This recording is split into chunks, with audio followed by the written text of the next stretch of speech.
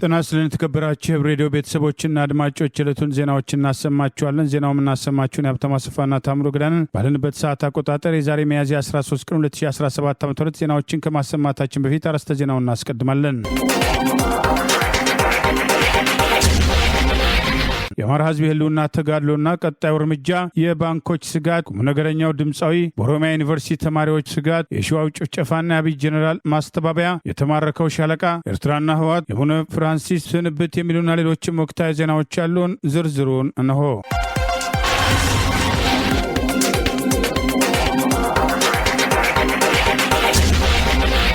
የአማራ ህዝብ ለህልውና አደጋ ያጋለጠውና ጦርነት የከፈተበትን አገዛዝ ለአንዴና ለመጨረሻ ጊዜ ለመፋለም ለማይቀረው ፍልሚያ ሊዘጋጅ ይገባል የሚል ጥሪ ቀርበዋል። አገዛዙ የተማመነባቸውና አማራን እርስ በርስ እያዋጋው ስልጣኔን አስቀጥላለሁ ያለውን ሴራ አክሽፏል የተባለ በቅርቡ ከተመረቁት 5500 አድማ ብተና አባላት መካከል ከግማሽ በላይ የሚሆኑት ፋኖን መቀላቀላቸው ተገለጸ። በአማራ ህዝብ ላይ በብሪት ጦርነት ያወጀ አብይ አህመድ አገዛዝ ስልጣን አስጠባቂ ጦር በተለያዩ ግንባሮች እየደረሰበት ያለው ሽንፈት ተጠናክሮ የቀጠለ ሲሆን ሁሉም አማራ ለማይቀረው የመጨረሻ ፍልሚያ ሊዘጋጅ ይገባል በማለት የአማራ ፋኖ በጎጃም ዋና ቃል አቀባይ ጥሪ አቅርበዋል። አማራ ክልል አብይ አህመድ በጅምላ ካስታጠቀን መሳሪያ በተጨማሪ ኢህአዴግ የጠመንጃ ቆጠራ ሲያደርግ 17 ሚሊዮን ትጥቅ አለ። አሁን የመጨረሻው ዘመን ደርሷል። አማራ ክልል ከሚገኘው ታጣቂ መካከል 10 ሚሊዮኑን ትጥቅ አውጥተን ጠላታችን የምንደፈጥጥበት ጊዜ ላይ ነን። ለዚህ ደግሞ ማንኛውም ዝግጅት እየተደረገ ነው በማለት አገዛዙ በተቆጣጠራቸው መገናኛ ብዙሃን ሲነገረው የነበረው ዲስኩርስ ሰምቶ የተኛ የብልጽግና ካድሬ ወዮለት በማለት ከወዲሁ አስጠንቅቋል። በቅርቡ ወራት ይህንን ሁሉን አቀፍ የመጨረሻ ፍልሚያ ለማድረግ እንደሚቻል ጭምር አስታውቆ ጠቅሷል። በእንዲህ እንዳለ የአማራ ፋኖ በጎጃም ምክትል ሰብሳቢና የፖለቲካ ጉዳይ ኃላፊ ፋኖ ጠበቃ አስረስ ማረ ዳምጤ አገዛዙ የተመካባቸውና የአማራ ህዝብን እርስ በርስ አጋድላለሁ በሚል ያሰለጠናቸው አድማ ብተናዎች መካከል በቅርቡ ከተመረቁት 5500 የአድማ ብተና አባላት መካከል ግማሽ ያሉ ከነትጥቃቸው ፋኖ መቀላቀላቸውን አስታውቋል። እነኚህ ወጣቶች ሃይማኖት በቀለ፣ መሰረት አሳየና ድንበሩ ሽታ ይባላሉ በማለት 3 የአድማ ብተና አባላት ከነትጥቃቸው እጅ ከሰጡ በኋላ አብሯቸው የተነሳውን ፎቶግራፍ ይፋ ያደረገው አመራሩ ከሰሞኑ ወራሪው ሰራዊት ካምፕ በመውጣት የወገን ኃይል የተቀላቀሉ የ33ኛው ዙር አድማ መከላከል የብር ሸለቆ ምሩቃን ናቸው ሲል አስታውቋል። ያረጋ ከበደን ሙሴዎቼ እየተቀበል ነው። በነገራችን ላይ ብር ሸለቆ ከተመረቀው 5500 የአድማ ብተና አባላት መካከል ግማሽ ያሉ ከነትጥቃቸው ፋኖን ተቀላቅለዋል። አንድ ነገር እርግጠኛ መሆን አለብን። ይህንን የአማራ ትውልድ ከፋኖ በተቃራኒ ማሰለፍ አይቻልም። አይደለም በአብይ አህመድ ጸረ አማራ ፖለቲካ አካሄድ፣ በምንም አይነት የኢንዶክትሬሽን ስትራቴጂ አማራ ትውልድ ፋኖ ላይ ቃታ እንዲስብ ማድረግ አይቻልም። ፖለቲካውን የቀማነው ጠላት እድሜውን ማራዘም የቻለው በቴክኖሎጂና በፋይናንስ ብልጫ ምክንያት ነው። ይህም ቢሆን ወሳኝ የቤት ስራዎቻችን ስናጠናቅቅ የሚቋጭ ጉዳይ ነው ሲል አስታውቋል። በእንዲህ እንዳለ የፍሬም አጥናፉ ብርጌድ በበኩሉ ዛሬ ሚያዝያ 13 ቀን 2017 ዓ.ም 4 የአድማ ብተና አባላት ከነሙሉ ትጥቃቸው የአማራ ፋኖ በጎጃም 3ኛው አገው ምድር ክፍለ ጦር የፍሬም አጥናፉ ብርጌድ መቀላቀላቸውን አስታውቋል። በሌላ በኩል አገዛዙ ሰሞኑን ከ120 በላይ ንጹሐንን በድሮን ከጨፈጨፈበት ድርጊቱ በተጨማሪ 68 የሚሆኑ ቦታዎችን በመለየት የድሮን ጭፍጨፋ በአማራ ክልል ጎጃም ውስጥ ለማድረግ እየተንቀሳቀሰ መሆኑን፣ ለዚህም ከፍተኛ ጥንቃቄ እንዲደረግ ነበልባሉ ገረመው ወንዳወክ ብርጌድ አስታውቋል። በርካታ ቦታዎች 68 የሚደርሱ ተለይተው ለአየር ኃይል ሪፖርት ተደርገዋል። አያሌ ቁጥር ያላቸው የመረጃና የስለላ ሰዎች ተሰማርተዋል። ከፋኖ ውስጥ ለመረጃና ለስለላ ስራ ተባባሪዎች ተመልምለዋል። አየር ኃይል በቀንና በሌሊት ጥቃት ለመፈጸም መሬት ላይ ከተሰማሩ የመረጃ ሰዎች ጋር በየሰዓቱ መረጃ ልውውጥ ላይ ናቸው። ህዝብ ከፍተኛ ጥንቃቄ በማድረግ ራሱን ከድሮና ከአየር ኃይል ጥቃት እንዲጠብቅ የጥንቃቄ መልእክቶች ተግባራዊ እንዲደረጉ በማለት ጥሪ አቅርበዋል። ይህ በእንዲህ እንዳለ በብቸና ከተማ አስተዳደር 05 ቀበሌ ሚሊሻ ኮማንደር የነበረ የስርዓቱ ባንዳ የአካባቢው አስተዳደር ከፈረሰ በኋላ በባንዳነት ስርዓቱን ሲያገለግል የነበረ ግለሰብ ለፋኖ ድጋፍ ታደርጋላችሁ እያለ ከ30 ሺህ እስከ 40 ሺህ ብር ከነጋዴዎች ይቀበል የነበረና የቢቸና ከተማ ነዋሪ ፋኖን ትደግፋላችሁ እያለ ሲገርፍ ሲያንገላታ የነበረ ባንዳን ከዚህ ቀደም ወደ ከተማዋ ሰርጎ በመግባት ፋኖ ጥቅል አለህኝ በቢቸና ከተማ 7 ባንዳ ሚሊሻዎችን በደመሰሰበት ተልኮ ፋኖን ገድያለሁ ሲል የነበረው ይሄ ባንዳ ዛሬ በፋኖ ቁጥጥር ስር መሆኑ ታውቋል። ዛሬ ሚያዝያ 13 ቀን 2017 ዓ.ም ባንዳው ማናዬ በአባ ኮስትር ብርጌድ በመረጃ ክትትል በቁጥጥር ስር መዋሉ ተገልጿል። ግሉን ለሚቀላቀሉ የሚሊሻና አድማ ብተና አባላት አቀባበል እንደሚደረግላቸው፣ በባንዳነት ለመቀጠል የወሰኑት ላይ ግን ምህረት የሌለው እርምጃ እንደሚወሰድ የፋኖ መሪዎች ማስታወቃቸው አይዘነጋም።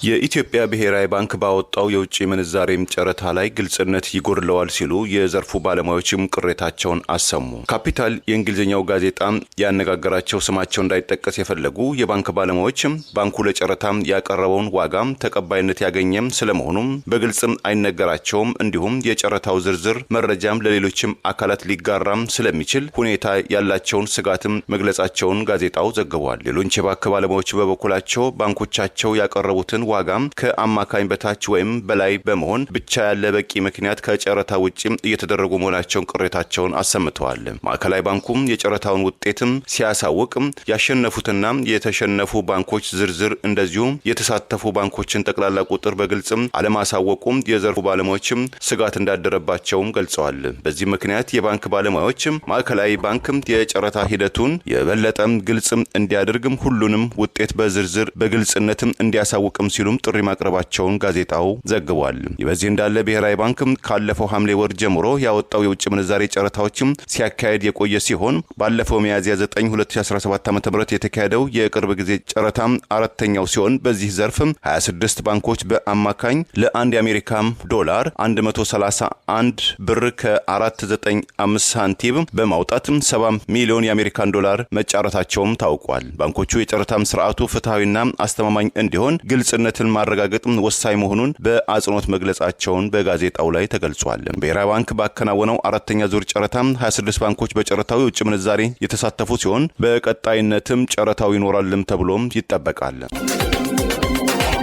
የአማራ ፋኖ አንድነት በጎንደር ሜጀር ጀነራል ባንታ ባታ አንደኛ ኮር ጉና ክፍለ ጦር እንዳቤት ብርጌድ በጠላት ላይ ወሰደውን ድንገተኛ ጥቃት ተከትሎ ድል መቀዳጀቱን አስታውቋል። የህዝብ ንብረት የዘረፉና የፋኖ ቤተሰቦች ላይ ጥቃት የሰነዘሩ ያገዛዙ ስልጣን አስጠባቂ ወታደሮች መደምሰሳቸው ተገለጸ።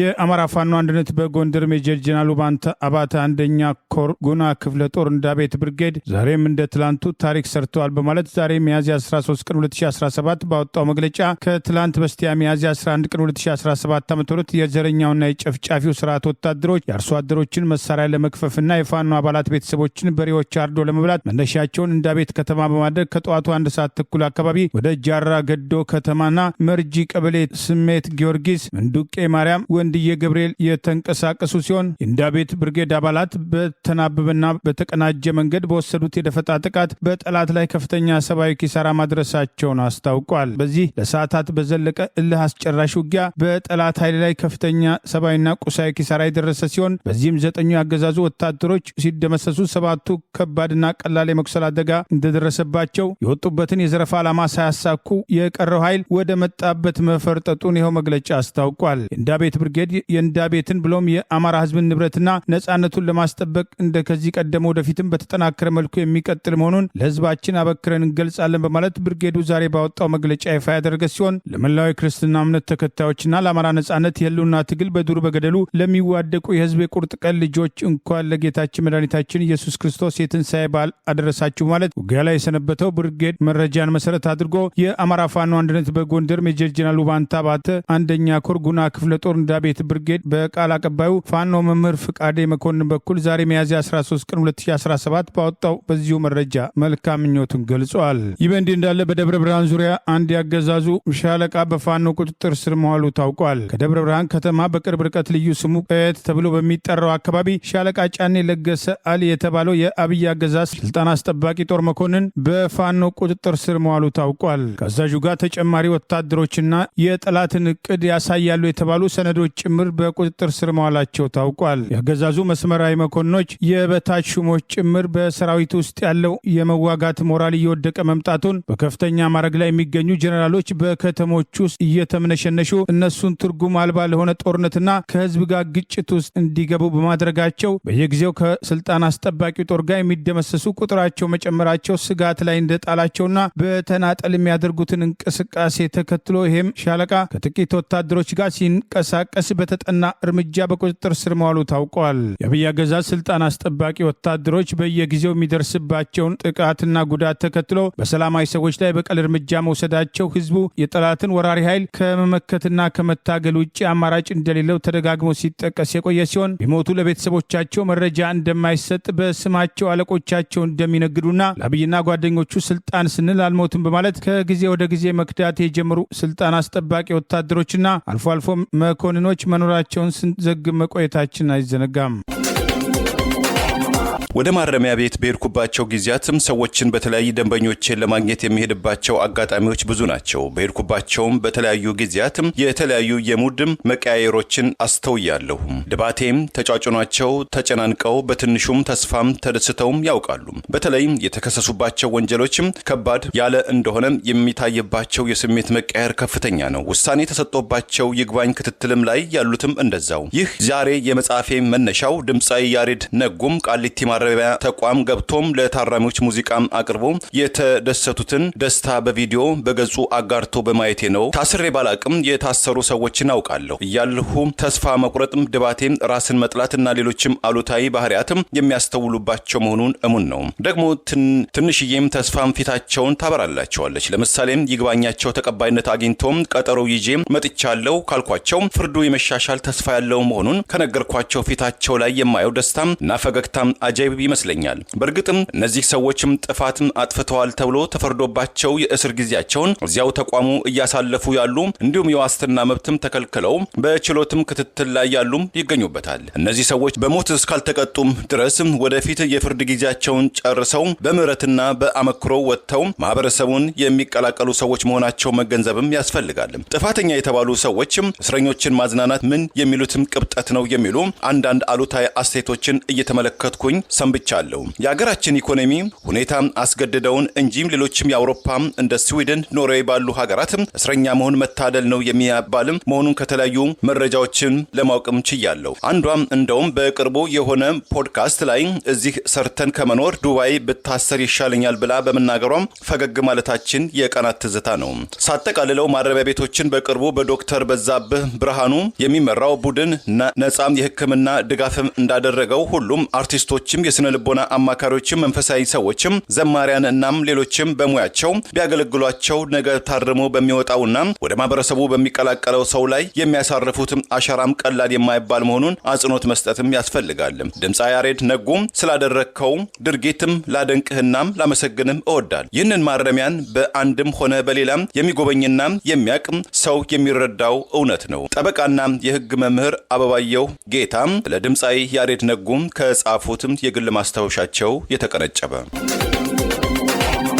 ዘመቻ አንድነት በወሎ ግንባር ተጠናክሮ ቀጥሏል። ዛሬም በጠላት ላይ ወታደራዊ ድል መቀዳጀታቸውን የአማራ ፋኖ በወሎ ቤተ አማራ አስታውቋል። የአማራ ፋኖ በወሎ ቤተ አማራ በዘመቻ አንድነት ዛሬም የተጠናከረ ውጊያ ማድረጉን አስታውቆ ባወጣው መግለጫ ንጉስ ሚካኤል ኮር መብረቅ ክፍለ ጦር ትላንት ሚያዝያ 12 ቀን 2017 ዓ.ም ምሽት ቦርቦር ከተባለ ቦታ ታፍኖ የነበረውን የአብይ አህመድ ስልጣን አስጠባቂ ሰራዊት ምሽግ ድረስ ከበባ በማስገባት አይቀጡ ቅጣት ቀጥቶ በርካታውን በመደምሰስ ገሚሱን ቁስለኛ ያደረገ ሲሆን በጠላት ላይ ከፍተኛ ሰብአዊና ቁሳዊ ኪሳራ ማድረሱን በዚህም ድል መቀዳጀቱን አስታውቋል። ዛሬ ሚያዝያ 13 ቀን 2017 ዓ.ም የአማራ ፋኖ በወሎ ቤተ አማራ ባወጣው በዚሁ መግለጫ የንጉስ ሚካኤል ኮር መብረቅ ክፍለ ጦር ከላይ በያጌና ሸመኔ ከታች ጊንዶ ጌራንዳ በመቁረጥ ለሶስት ተከታታይ ቀናት ጠላት ላይ ሲወስዱት የነበረው ወታደራዊ እርምጃ ከፍተኛ ኪሳራ ጠላት ያስተናገደ ሲሆን ከተደመሰሰና ከቆሰለ የተረፈው ኃይል እግሬ አውጪኝ ብሎ በታፈነበት ቦታ የተደመሰሱትን አስክሬን ጭምር ሳያነሳ ለአራዊት ጥሎ መፈርጠጡን ይኸው መግለጫ አስታውቋል። ከትላንት ምሽት እስካሁን ባለው ኦፕሬሽንና ተጋድሎ በጠላት ላይ የደረሰው ጉዳት በሚል የአማራ ፋኖ በወሎ ቤተ አማራ ዋና ቃል አቀባይ ፋኖ አበበ ፈንታው ባወጣው በዚሁ መረጃ ያጌ ተብሎ ከሚጠራው ቦታ ላይ 6 የጠላት ኃይል ሲደመሰስ፣ ቦርቦር ተብሎ ከሚጠራው ቦታ 9 ተደምስሰው መቀበራቸውን፣ ወግዲ ሆስፒታል ገብተው የሞቱና ሰሚ በር ከሚባለው ቦታ የተቀበሩ 7 በድምሩ ባለፉት 3 ቀናት 22 የጠላት ኃይል መደምሰሱን አስታውቆ 9 አምቡላንስ ከባድና ቀላል ቁስለኞች ነው ሲያመላልስ እንደነበር፣ በተጨማሪም ጠላት ከቱሉ አውሊያ ተጨማሪ ኃይል ይዞ ለመግባት የሞከረ ቢሆንም እንዳልተሳካለት ጠቅሶ ይፋ አድርጓል። መዳረሻው ድልና ነጻነት የሆነ የአማራ ህዝብ የህልውና ተጋድሎ በዘመቻ አንድነት ተጠናክሮ እንደሚቀጥልም የአማራ ፋኖ በወሎ ቤተ አማራ ዛሬ ሚያዝያ 13 ቀን 2017 ባወጣው በዚሁ መግለጫ ጠቅሷል። ይህ በእንዲህ እንዳለ ባለፈው ሐሙስ በጸሎተ ሐሙስ ቀን በምስራቅ ጎጃም እናርጅና እናውጋ ገደብ ከተማ ላይ ከ120 በላይ ንጹሐንን በድሮን የጨፈጨፈው አገዛዝ ዛሬ በሰሜን ጎጃም በድሮና በሄሊኮፕተር የታገዘ አሰሳ እያካሄደ ሲሆን በዚህም መራዊ፣ አዴት፣ ቋሪትና ሰከላ አካባቢው እንዲሁም ጢስ አባይ እየተካሄደ ያለውን አሰሳ ተከትሎ ህዝቡ ከፍተኛ ጥንቃቄ እንዲያደርግ ጥሪ ቀርበዋል። ይህ እንዲህ እንዳለ አገዛዙ ዛሬ ምሽት ላይ በ3 ኤፍኤስአር እና 2 ኦራል በተባሉት ከባድ ተሽከርካሪዎችና አንድ ፓትሮል ከቢቸና ወደ ደብረ ወርቅ ተጨማሪ ኃይል እያጓጓዘ መሆኑን ከአካባቢው ያገኘነው መረጃ ይገልጻል። በኦሮሚያ ክልል በሚገኙ ዩኒቨርሲቲዎች ውስጥ የሚማሩ ኦሮምኛ የማይናገሩ ተማሪዎች ላይ ከፍተኛ ጫና እየተደረገ ነው። አንዳንዶቹ ግልጽ ስጋት ላይ መውደቃቸው ታውቋል። በኦሮሚያ ክልል ዩኒቨርሲቲዎች ኦሮምኛ ቋንቋ በማይናገሩ ተማሪዎች ላይ ከፍተኛ ጫና እየደረሰባቸው እንደሚገኝ ዛሬ ከክልሉ የተለያዩ ዩኒቨርሲቲዎች የወጡ የስጋት መረጃዎች ይገልጻሉ። የኦሮምኛ ቋንቋ የማይናገሩ በፌዴራል መንግስት ነው በተባለው በትምህርት ሚኒስቴር ስር የሚተዳደሩና የፌዴራል በጀት የሚመደብላቸው እነዚህ ዩኒቨርሲቲዎች ውስጥ ከኦሮሞ ብሔር ተወላጆች በተጨማሪ ከተለያዩ ክልሎች የመጡ የዩኒቨርሲቲ ተማሪዎች ኦሮምኛ ቋንቋ አትችሉም፣ ኦሮምኛ ቋንቋ አትናገሩም፣ እዚህ ምን ትሰራላችሁ የተባለ ከፍተኛ ጫና ላይ መውደቃቸውን በክፍሉ ውስጥ ትምህርት የሚሰጡ ኦሮምኛ ተናጋሪ መምህራንም ከኦሮምኛና ከእንግሊዝኛ ቋንቋ ውጭ መናገር እንደማይፈልጉና በዚህም ሳቢያ ኦሮምኛ በግድ አልተናገራችሁም በሚል ጫና የተደረገባቸው መሆኑ ታውቋል። ቋንቋና ብሔርን መሰረት ያደረገው ይህ ጫና እያደገ መምጣቱን ተማሪዎች ለሕይወታቸው የሚያሰጋ ሁኔታ እንዳለና ምን ሊፈጠር እንደሚችል እንደማያውቁ ኦሮሞን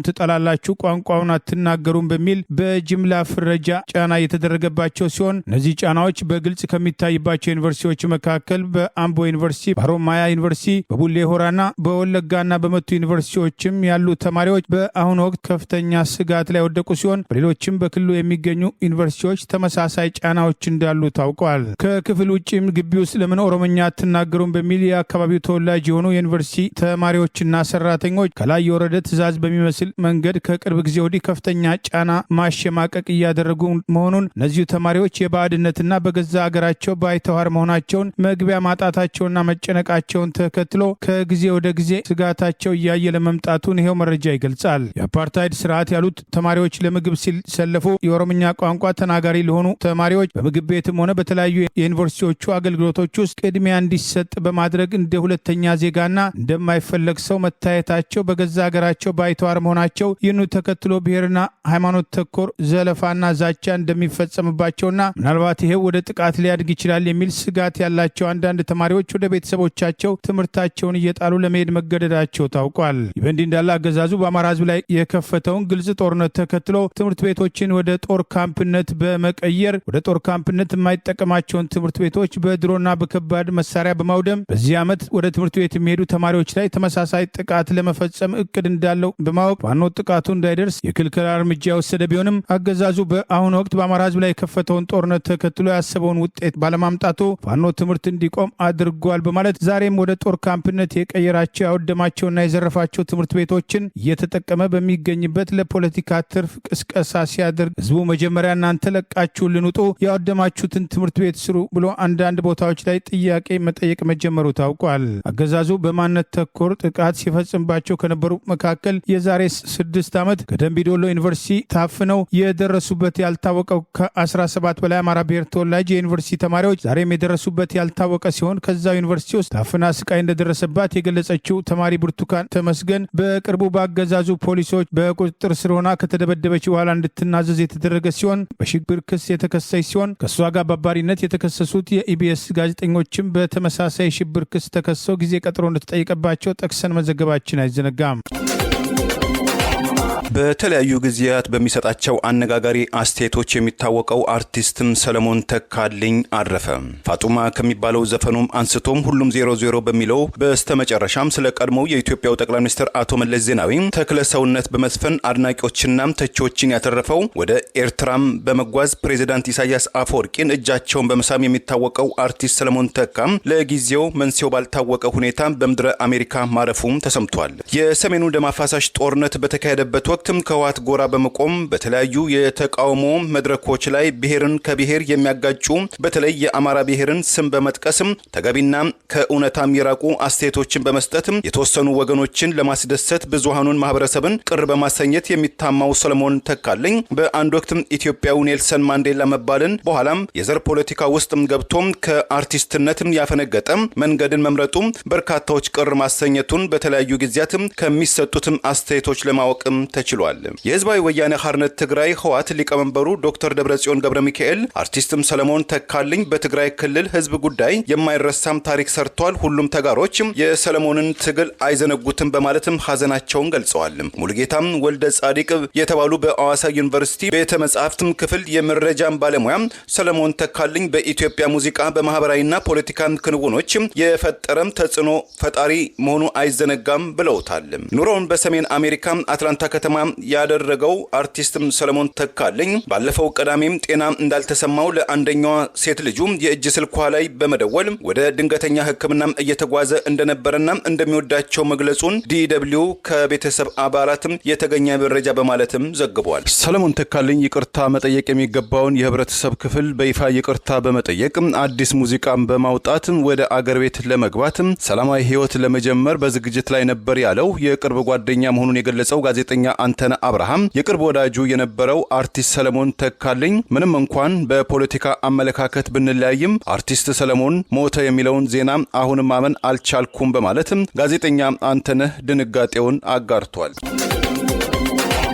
ኤርትራዊቷ ድምጻዊ ባድመ ላይ የኤርትራ ወታደሮችን ማዝናናቷን የኤርትራ መገናኛ ብዙሃን ዘግበዋል። ድርጊቱን ተከትሎ የህወሓት ዋና ወታደራዊና የፖለቲካ አመራሮች የተካተቱበት የነ ዶክተር ደብረጽዮን ቡድን ከኤርትራ መንግስት ጋር የሚያደርገው ይፋ ግንኙነት ግልጽ ማሳያ ተደርጎ ተቆጥሯል። ሌተናል ጀነራል ታደሰ ወረደ የዚህ ቡድንን ድርጊት ችላ ማለታቸው በአብይ ደጋፊዎች በኩል እያስወቀሳቸው ነው። በባድመ የሚገኙ የኤርትራ ወታደሮችን በግንባር በመገኘት ማዝናናቷን ባድመ የሚለውን የአካባቢውን መለያ ታፔላና ለወታደሮቹ ያቀረበችውን የሙዚቃ ዝግጅት መሰረት በማድረግ ኤርትራዊቷ ድምጻዊ ሄለን መለስ በማህበራዊ ገጹ ያጋራች ሲሆን እነዚህኑ መሰረት ያደረጉ መረጃዎች የኤርትራ ማህበራዊ ሚዲያዎችም ሲያሰራጩ ተስተውለዋል። ድርጊቱን በቅርቡ ከጌታቸው ረዳ ምክትልነት ወደ ዋና የትግራይ ጊዜያዊ አስተዳደር ኃላፊነት የመጣው ሌተናል ጀነራል ታደሰ ወረደ በነ ደብረጽዮን የሚመራው የህወሓት ቡድን ከኤርትራ መንግስት ጋር የሚያደርገውን ግንኙነት አይቶ እንዳላይ ሆኗል የሚል ወቀሳ በአብይ አህመድ ማህበራዊ ሚዲያ ደጋፊዎች በኩል እየተገለጸ ይገኛል። የነደብረጽዮን ቡድንና ጀነራሎቻቸው በድብቅ ከሻዕቢያ ጋር እየተገናኙ መሆኑ በተደጋጋሚ ስናጋልጥ ቆይተናል። በቅርቡ የሻዕቢያ ፈቀላጤ አወል ሰይድ ዛላምበሳ ገብቶ ቀረጻ አድርጎ መውጣቱን ለማወቅ ችለናል። ህወሓት ከሻዕቢያ ጋር የጀመረው የሥራ ግንኙነት ጀነራል ታደሰ ወረደ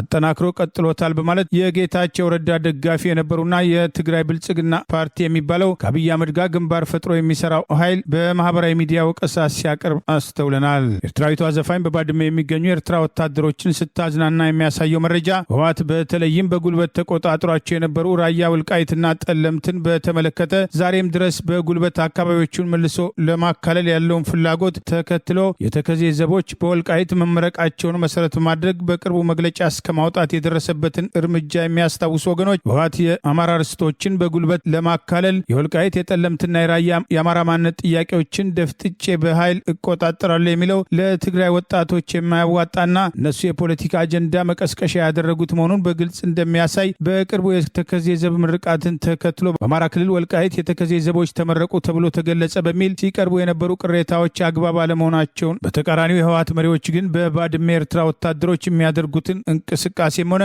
ከባድመ አልፈው በትግራይ የተለያዩ አካባቢዎች ገብተው ይወጣሉ የሚሉ እርምጃዎችና ወቀሳዎችን አይተው እንዳላየ መሆናቸውን ጭምር በመጥቀስ በሌላ በኩል ወቀሳ የሚያቀርቡ ወገኖችም ተስተውለዋል። ጌታቸው ረዳ ከመቀሌ ሸሽቶ አዲስ አበባ በመጣበትና ከስልጣኑ መውረድ ዋዜማ በሰጠው መግለጫ ላይ የተወሰኑ የህወሓት ከፍተኛ ወታደራዊ አዛዦችና የፖለቲካ አመራር በስም ለጊዜው ማልጠቅሳቸው ከኤርትራ መንግስት ጋር ግንኙነት በመፍጠር የአብይ አገዛዝን ለማስወገድ ያስባሉ በሚል ወቀሳ ያቀረበ ሲሆን ከጌታቸው ረዳ ወደ ሌተናል ጀነራል ታደሰ ወረደ ስልጣን ተላልፏል በተባለበት ስነ ስርዓትም አብይ አህመድ የአፍሪካ ህብረት ሊቀመንበርን በመጥራት ሁለት ሀገሮች እንደሚያደርጉት ስምምነት በግልጽ ስልጣኑ ከጌታቸው ረዳ ወደ ታደሰ ወረደ ሲተላለፍ አብይ የሚመራው የፌዴራል መንግስት ትግራይን በጊዜያዊ አስተዳደሩ ከሚመራው ሌተናል ጀነራል ታደሰ ወረደ ጋር እንደ ሁለት ሀገር መፈራረማቸውን የሚያስታውሱ ወገኖች የፕሪቶሪያው ስምምነት ሁለት ሀገር ለመፍጠር ያደረጉት ስምምነት አካል መሆኑን በተግባር ያረጋገጠ እርምጃ አድርገው ሲገልጹ መቆየታቸው አይዘነጋም። የአብይ አገዛዝ ከኤርትራ ጋር ጦርነት ውስጥ ለመግባት ዝግጅት እያደረገ ባለበት በዚህ ወቅት ማህበራዊ ሚዲያ ፈቀላጤዎቹ የህወሓት መሪዎች ከኤርትራ መንግስት ጋር ግንባር ፈጥረዋል የሚለው ወቀሳ ለሚያስቡት ጦርነት እንደ ምክንያት ለመጠቀም የሚወስዱት እርምጃ ነው የሚል ከህወሓት በኩል ቅሬታ ሲነሳ ሲነሳ መቆየቱ አይዘነጋም። በቀድሞ ኢህአዴግ ሊቀመንበርና የህወሓት ሊቀመንበር በነበረው አቶ መለስ ዜናዊ አማካኝነት ከባድመ ጦርነት በኋላ በአልጀርስ ላይ በተደረገ ስምምነት ባድመን በድርድር ኮሚሽን ውሳኔ መሰረት አሳልፎ ለመስጠት የተስማማ ሲሆን የድርድር ኮሚሽኑ ባድመን ለኤርትራ መወሰኑ አይዘነጋም። ይህ በእንዲህ እንዳለ በሌተናል ጀነራል ታደሰ ወረደ የሚመራው የትግራይ ጊዜያዊ አስተዳደር አዲሱ ካቢኔን በተመለከተ ከስልጣን የተነሳው አቶ ጌታቸው ረዳ የሚመራው የህወሓት ክንፍ የካቢኔው አሸዋሸዋም ሁሉንም ያላካተተ ነው በሚል ለአንድ ወገን ያጋደለ በማለት ይሄው እንዲስተካከል የጠየቀ ሲሆን ለቀረበው ወቀሳ በሌተናል ጀነራል ታደሰ ወረደ በኩልም ሆነ በትግራይ ጊዜያዊ አስተዳደር በኩል የተሰጠ ምላሽ የለም። የአማራ ፋኖ ታጋዮችና መሪዎች ራሳቸውን መስዋዕትነት አድርገው ለህዝባቸው ነጻነት መውጣታቸውን በተግባር እያረጋገጡ ነጻነቱን ድል ከማድረግ የማያግዳቸው እንደሌና የተሰዉ ሰማዕታት አዲስ አበባ ላይ ሐውልት እንደሚሰራላቸው ተገለጸ። በአማራ ህዝብ ላይ በብሪት ጦርነት ያወጀ አብይ አገዛዝን ስልጣን አስጠባቂ ጦርና ባንዳዎችን እየታገሉ በየግንባሩ ጠላትን እየጣሉ የወደቁ ሰማዕታት የአማራ ፋኖ ጀግኖች አመራሮች ጭምር እያንዳንዳቸው ተሰውተው ህዝባቸውን ነጻ ለማውጣት ቆርጠው የተነሱ በመሆናቸው በምስራቅ ጎጃም ዞን እናርጅና እናውጋ ገደብ ከተማ ላይ ባለፈው ሐሙስ ከ120 በላይ ንጹሃን የተጨፈጨፉበትን የድሮን ጥቃት ተከትሎ በማግስቱ የተወሰደውን ወታደራዊ እርምጃ ተከትሎ ኦፕሬሽኑን በበላይነት የመራው የመብረቁ ተፈራ ክፍለ ጦር ሰብሳቢ ሻለቃ መንበሩ ጌታዬ መስዋዕትነቱ እንደሌሎች የፋኖ መስዋዕትነት ታላቅ መሆኑን እያንዳንዱ ፋኖና የፋኖ መሪ ይህኑ አምኖ ለትግል የወጣ በመሆኑ ነገ ከድል በኋላ ሐውልታቸው ጭምር 4 ኪሎ ላይ እንደሚቆምና በዚህ አንድ ወር ውስጥ የፋኖን አንድነት እናውጃለን፣ ትግላችን ተጠናክሮ ይቀጥላል በማለት የአማራ ፋኖ በጎጃም ከፍተኛ አመራሮች አንዱ ገለጸ። የቀድሞ አማራ ተማሪዎች ማህበር ፕሬዝዳንትና የአማራ ፋኖ በጎጃም አደረጃጀት መምሪያ ኃላፊ ፋኖ እሸቱ ጌትነት የመብረቁ ተፈራ ብርጌድ ሰብሳቢ ሻለቃ መንበሩ ጌታዬ የተሰዋበትን እርምጃ ምክንያት በማድረግ ከክፍለ ጦሩ ጋር በነበረው ቆይታ እሱና ሌሎችም አመራሮች በስፍራው ተገኝተው የመጡት ለማጽናናት ሳይሆን እያንዳንዱ አመራርና የፋኖ አባል መስዋዕት ሆኖ ህዝቡን ነጻ ለማውጣት የገባ መሆኑ የጋራ መግባባት ያላቸው መሆኑን ገልጾ ነገር ግን ከነጻነት በኋላ የሻለቃ መንበሩ ጌታዬም ሆነ የሌሎቹ ሐውልት አዲስ አበባ ላይ ጭምር እንደሚሰራ ታሪካቸው እንደሚዘከር አስታውቋል። በትክክል የያዝነው ዋጋ በትክክል የተቀመጥንበት እዚህ ዓላማ በትክክል አፈሙዛቸው የወጣበት ይሄ በጣም የከበረ ዓላማ ነው። የተቀደሰ ዓላማ ነው። የነፍስም የስጋም ዋጋ የምንገብርለት የከበረ ዓላማ። ሐዘናችን አሁን አይደለም የምንገልጸው። ይህን ቃሌን እንዳትረሱት። በእርግጠኝነት ነጻነታችን አውጀን ነጻነታችን መቼ ነው የምናወጀው? ጠላቶቻችን አጥፍተን አዲስ አበባ ላይ ከሌሎች እህት ወንድሞቻቸው ጋር ጎንደር ካሉት፣ ሸዋ ካሉት፣ ወሎ ካሉት ወንድሞቻቸው ጋር ዝክረ ሰማዕታት ሐውልታቸውን አዲስ አበባ ላይ ተክለን ነው የምናከብረው። ያኔ በጋራ እናነባለን፣ እናለቅሳለን በደንብ ያኔ ሐዘና። ይህን ቃል እንዳትረሱት።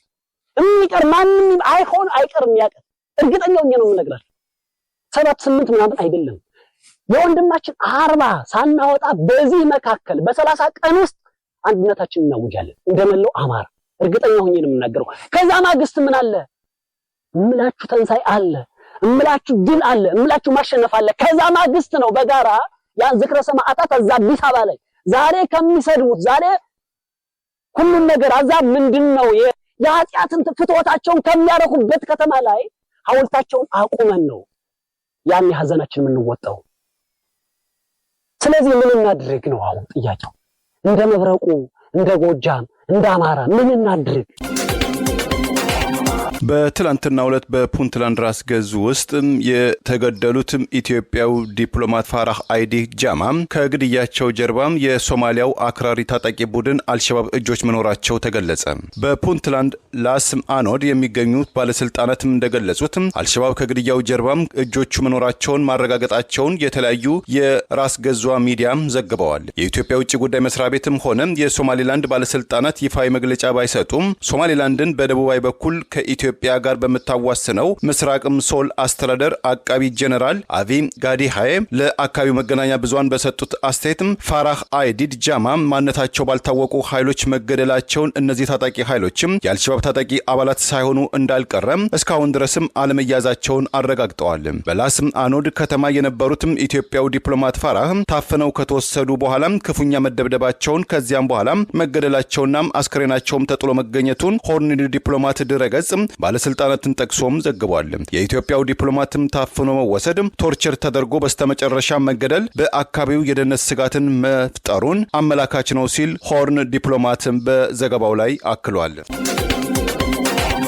በአለፈው ሐሙስ ከኦሮሚያ ልዩ ኃይል ጋር ጭምር ግንባር ፈጥሮ ሰላማዊ ሰዎችን በደራ ቤተክርስቲያን እንዳሉ በከባድ መሳሪያና በመትረየስ የጨፈጨፈው የአገዛዙ ስልጣን አስጠባቂ ጦር ከፍተኛ ወታደራዊ አዛዦች ህዝቡ ለአመፅ ይነሳል በሚል ዛሬ በአካባቢው በጫና ምክክር ያሉትን ያደረጉ ሲሆን አንዳንዶች ተናገሩ ሲባሉ አንናገርም፣ ገዳዩ ማን እንደሆነ ታውቃላችሁ፣ እናንተ የላካችሁት ኃይል ጨፍጭፎናል በማለት የአገር ሽማግሌዎች ጭምር መናገራቸው ታውቋል። በርካታ የአማራ ብሔር ተወላጆች የሚገኙበትና ቀደም ሲል በሰሜን ሸዋ አስተዳደር ስር የነበረው ወደ ኦሮሚያ ክልል የተካለለው ሰሜን ሸዋ ደራ ወረዳ ባለፈው ሐሙስ የጸሎተ ሐሙስ ቀን የኦሮሚያ ልዩ ኃይል የአብይ አገዛዝ ስልጣን አስጠባቂ ጦር ቤተክርስቲያን ላይ በጸሎት ላይ የነበሩ ምዕመናንን ከጨፈጨፉ በኋላ በአካባቢው ህዝቡ ህይወቱን ለማትረፍ አካባቢውን እየጣለ የወጣ ቢሆንም የሀገር ሽማግሌዎችን ዛሬ በጉልበት በመሰብሰብ ማወያየታቸው ታውቋል። የአገዛዙ ጀኔራል ምንም እንዳልተፈጠረና የፋኖ ታጣቂዎች ላይ እርምጃውን ወንጀላቸውን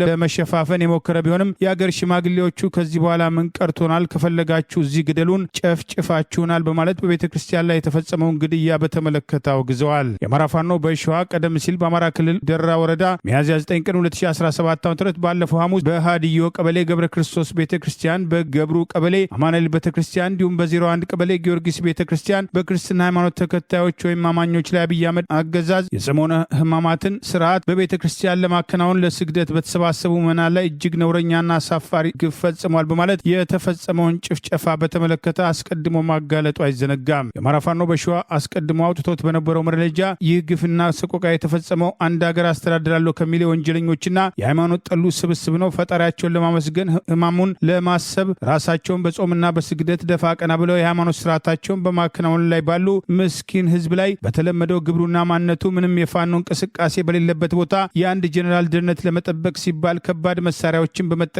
ዙ23 ሞርታር በመተኮስ ንጹሐን ሰዎችና እንስሳትን ገድሏል በማለት የተፈጸመውን ጭፍጨፋ አስታኮ በወቅቱ መግለጫ በማውጣት ማውገዙ አይዘነጋም። የአብይ አገዛዝ ስልጣን አስጠባቂ ጦር ወታደራዊ አዛዥ የሆነው ሜጀር ጄኔራል ብርሃኑ ጥላሁን የተባለው ዛሬ ከአገር ሽማግሌዎችና ሃይማኖት አባቶች ጋር አደረግኩት ባለው ውይይት ላይ ሰራዊቱ ግዳጁን እየተወጣ ነው፣ ጽንፈኛው ለድርጊቱ ተጠያቂ ነው በማለት የፋኖ እንቅስቃሴ በአካባቢው ባልነበረበትና ከኦሮሚያ ልዩ ኃይል ጋር ግንባር ፈጥረው ሰላማዊ ሰዎችን የጨፈጨፉበትን የጦር ወንጀል ለማስተባበል መሞከሩን አንዳንድ የሃይማኖት አባቶችና የአገር ሽማግሌዎች ከዚህ በኋላ እኛንም ከገደላችሁ ግደሉን፣ የተፈጸመውን በአይናችን አይተናል፣ ተጨፍጭፈናል በማለት ይህንኑ ሸሽተው ጫካ የገቡና የተበተኑ እንዳሉ በመቶ የሚቆጠሩ ሰዎች ከሁሉም ቤተ ክርስቲያኖች በከባድ መሳሪያና በሩምታ ተኩስ በመትረየስ መገደላቸውን በዚሁ መድረክ ላይ የተናገሩ ቢሆንም የአገዛዙ ጀኔራል አሉባልታ መስማት አልፈልግም በማለት ንግግራቸውን ጭምር ማቋረጡ ታውቋል። በአካባቢው ተልዕኮ የተሰጣቸውና የአካባቢ ነዋሪዎች የሆኑ ካድሬዎች ጭምር ተቻችለን